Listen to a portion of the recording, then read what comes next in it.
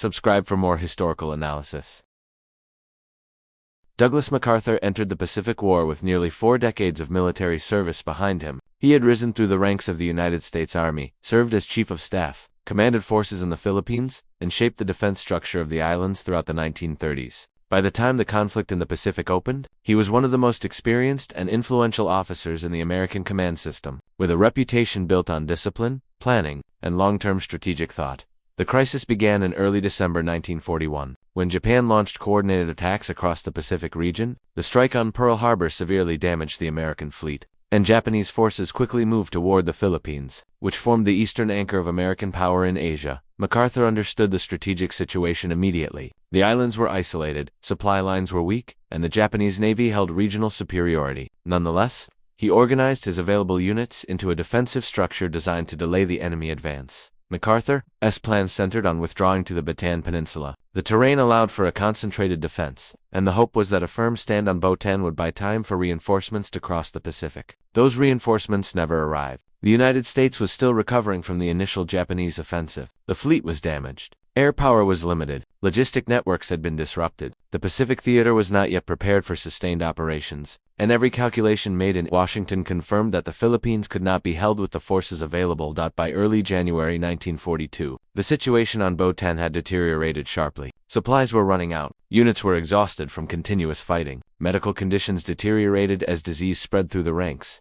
Japanese air superiority restricted movement and prevented any possibility of evacuation. Reports sent to Washington described a position slowly collapsing under pressure. Within the American High Command, it became clear that the senior United States commander in the Western Pacific could not remain on the islands without risking capture. President Franklin Roosevelt and the Joint Chiefs reached a strategic decision. They believed MacArthur's experience, authority, and symbolic value were essential for the next phase of the war. His survival was considered a matter of national importance. The president issued a direct order instructing MacArthur to leave the Philippines and continue the fight from a secure base. MacArthur resisted the idea. He had commanded the Philippine Army for years. He knew many of the officers personally. He viewed the defense of the islands as part of his own identity. But the order from Washington was final, and the strategic logic behind it was clear. The withdrawal from the Philippines took place in March 19. Under cover of night, MacArthur and a small group departed Corregidor by patrol boat. They crossed the waters toward Mindanao, a dangerous journey through seas controlled by Japanese forces. From there, they boarded aircraft that carried them to northern Australia. The escape was a significant operational risk, but it succeeded, and MacArthur reached Allied territory without incident.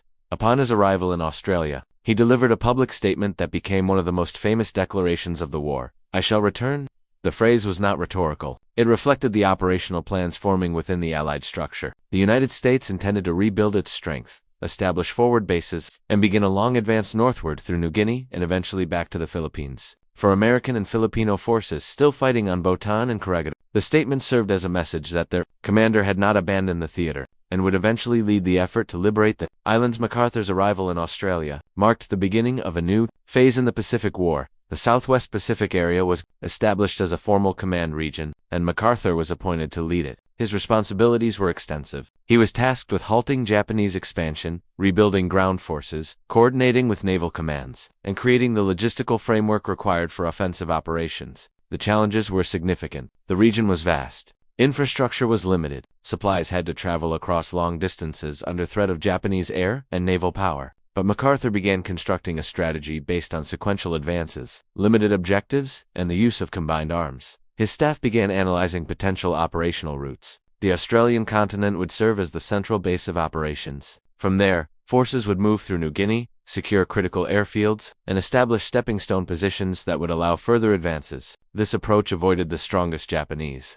positions and focused on gaining control of key points that supported future operations. It was a methodical strategy built on incremental progress rather than dramatic maneuver. In the months following his arrival, MacArthur reorganized the Allied command structure, integrated Australian and American units, and examined the logistical requirements needed to sustain a long campaign. The early decisions he made in 1942 shaped the direction of the Southwest Pacific Theater and laid the foundation for the operations that followed. The return to the Philippines was no longer a symbolic promise. It had become the central strategic objective of his command. When Douglas MacArthur assumed command in Australia in early 19, the Southwest Pacific Theater had almost no operational structure. Supplies were limited. Air power was weak. Ground units were scattered across a vast region with little coordination. The first task was to create a unified command system that could support a campaign, stretching across thousands of miles of ocean and dense tropical terrain. MacArthur understood that the entire effort depended on logistics, and he devoted considerable attention to establishing supply routes,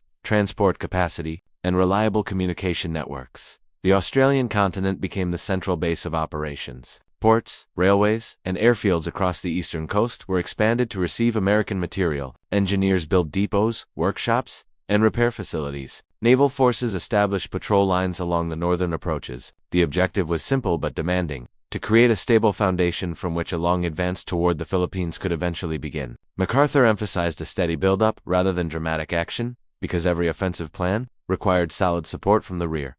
The first major campaign under his authority began in New Guinea. Japanese forces had attempted to seize Port Moresby by crossing the Owen Stanley Range.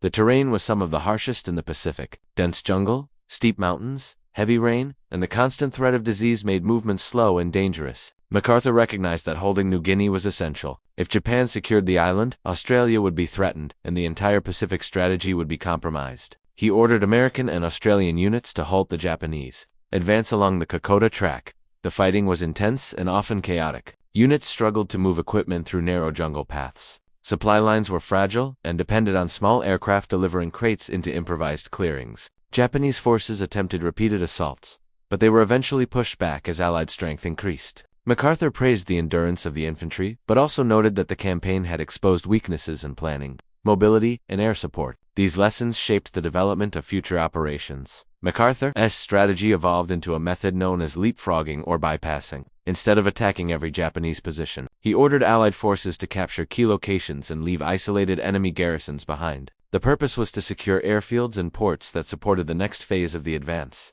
Isolated Japanese units could not influence the broader campaign and would eventually lose the ability to operate. This approach conserved manpower, limited casualties, and accelerated progress through the Southwest Pacific. One of the most significant operations was the campaign around Buna and Gona on the northern coast of New Guinea. The fighting there exposed the difficulty of attacking fortified positions in dense jungle conditions. MacArthur insisted on maintaining pressure, even when progress slowed. Reinforcements arrived gradually, including new American divisions trained specifically for jungle warfare. Air power played an increasing role, providing reconnaissance, close support, and interdiction against Japanese supply routes. By mid, Allied operations in New Guinea began to show clear results. Japanese forces were pushed back along the coast, and new bases allowed the construction of additional airfields. MacArthur coordinated closely with the United States Navy, although relations between the Southwest Pacific Command and the Central Pacific Command were sometimes strained. Each theater pursued its own objectives, and MacArthur believed that the Southwest Pacific route offered a more direct path toward the Philippines. These strategic debates reflected broader tensions within the Allied command structure. Despite differences, cooperation improved as the campaign advanced. Air power increased significantly, transport capacity expanded. New aircraft allowed rapid movement of troops and supplies. MacArthur's headquarters developed detailed plans for each stage of the advance, balancing the need for speed with the limitations imposed by terrain and logistics. Intelligence units studied Japanese defensive patterns, and engineers assessed potential landing sites. Every operation required coordination between ground, air, and naval elements. As the Allies pushed northward, the campaign around the Bismarck Sea became a turning point. Japanese forces attempted to reinforce their positions through convoy movements, but Allied aircraft intercepted and destroyed large numbers of ships. The Battle of the Bismarck Sea in early 1943 demonstrated the growing effectiveness of combined operations in the Southwest Pacific. It also weakened Japanese capacity to supply their forward units, making continued resistance more difficult. MacArthur viewed each success not as an isolated victory, but as a step toward a larger goal. The liberation of the Philippines remained central in his planning, and every advance in New Guinea brought Allied forces closer to that objective. The development of airfields across the region allowed long-range bombers to strike Japanese bases, disrupt supply lines, and support ground operations. The establishment of air superiority became a consistent priority. Throughout this period, MacArthur's leadership style remained direct and personal. He visited forward positions when possible, reviewed operations in detail, and maintained close contact with his staff. He believed that momentum was essential. Every delay risked giving Japan time to reinforce its defenses. Yet he also understood that rapid moves without logistical support would lead to failure. The balance between speed and preparation shaped every major operation under his command. By late 1943, the Southwest Pacific Campaign had shifted decisively in favor of the Allies. The Japanese positions had been weakened. The supply network across Australia and New Guinea had matured. Combined operations had become routine. MacArthur could now shift attention to the next phase, advancing toward the Western Pacific and beginning the long path back to the Philippines. The foundation for that return had been built through months of difficult fighting, detailed planning, and the slow accumulation of operational strength that by early 19 Douglas MacArthur had created the conditions for a major shift in the Southwest Pacific Campaign. Allied forces held key bases across New Guinea, controlled important airfields, and had pushed Japanese units into isolated pockets along the northern coast. MacArthur now turned toward the western approaches of the Pacific. His next objective was to secure positions that would allow a direct advance toward the Philippines. Each step required a precise balance between speed, logistics, and coordination with naval forces operating in adjacent theaters.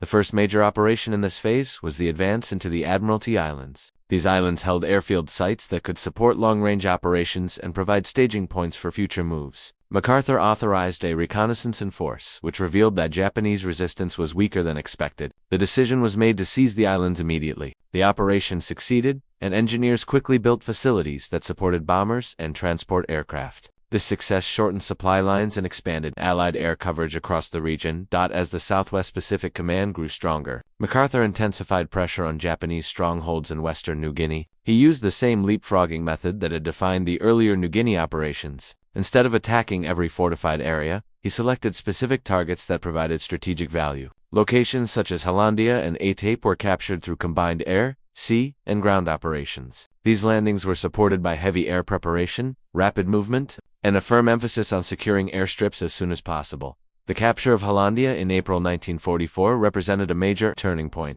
Japanese forces were caught off guard, and the scale of the Allied assault disrupted their command structure. Airfields at Hollandia gave MacArthur's forces new reach across the western Pacific. Long-range bombers could now strike deep into the remaining Japanese positions. The success of the operation also confirmed that the leapfrogging strategy worked when executed with strong air support and coordinated logistics. In the months that followed, MacArthur directed a sequence of landings along the northern coast of New Guinea. Each landing allowed Allied engineers to build or expand airfields, ports, and communication centers. These facilities formed the backbone of the logistical network that sustained the advance. Supplies moved through Australia, across New Guinea, and toward the western Pacific in an increasingly organized flow. The combination of air transport, naval escort, and improved roads created a system capable of supporting large operations.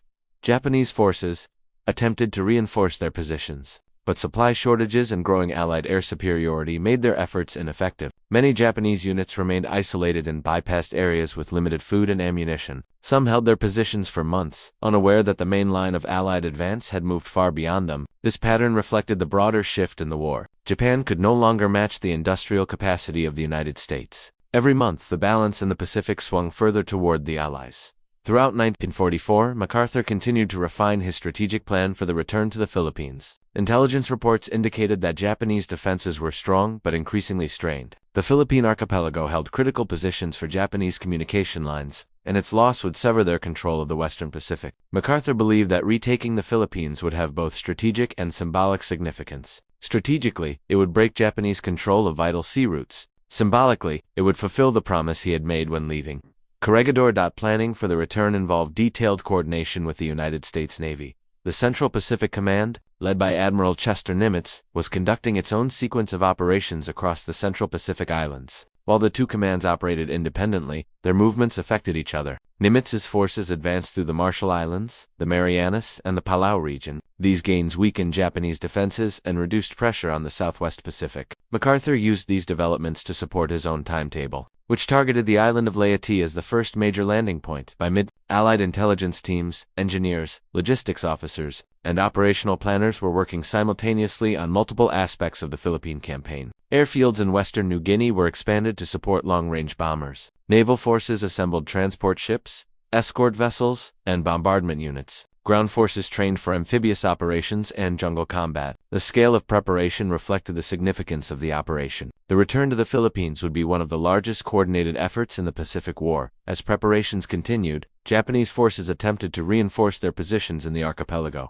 Convoys attempted to bring troops and supplies from other regions, but Allied submarines and aircraft inflicted heavy losses. Japanese commanders faced a difficult reality. Their lines were overstretched, their forces were divided, and their ability to defend the Philippines had diminished. The strategic balance had shifted decisively in favor of the Allied advance. By late 1954, the final plans for the return to the Philippines were complete. MacArthur's headquarters issued orders for the landing at Leyte. The operation would combine naval bombardment, airstrikes, and amphibious landings on a scale not previously seen in the Southwest Pacific. The stage was set for one of the most consequential campaigns of the entire war. MacArthur's long path from the Philippines, through Australia, across New Guinea, and toward the Western Pacific had reached its defining moment. The promise he had made in March 1942 was now on the verge of fulfillment. The landing at Leyte in October 1944 marked the beginning of Douglas MacArthur's return to the Philippines. The operation involved a vast concentration of Allied power. Naval forces delivered bombardment across the beaches. Air units cleared Japanese positions and disrupted communications.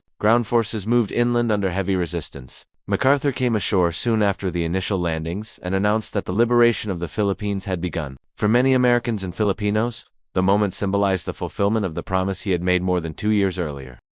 The Japanese High Command responded with a major naval counterattack. The result was the Battle of Leyte Gulf, the largest naval engagement of the entire war. The Japanese sought to destroy the American landing force, isolate the troops on the beachhead, and regain control of the region. Their plan involved multiple fleets approaching from different directions. Despite the scale of the assault, the battle ended in a decisive Allied victory. The loss of ships, aircraft, and experienced crews crippled Japanese naval strength for the remainder of the war. After Leyte Gulf, Japan no longer possessed the capability to conduct major operations at sea. On the ground, the campaign continued through difficult conditions. Japanese forces resisted in dense terrain, using fortified positions and counterattacks to slow the Allied advance. MacArthur emphasized steady pressure and relied on combined operations from infantry, armor, and air support. Each position captured on Leyte allowed airfields to be built, which strengthened the Allied hold on the island. As more units arrived from New Guinea and the Central Pacific, the balance shifted further in favor of the Allied forces. By the end of the year, organized Japanese resistance on Leyte had been broken.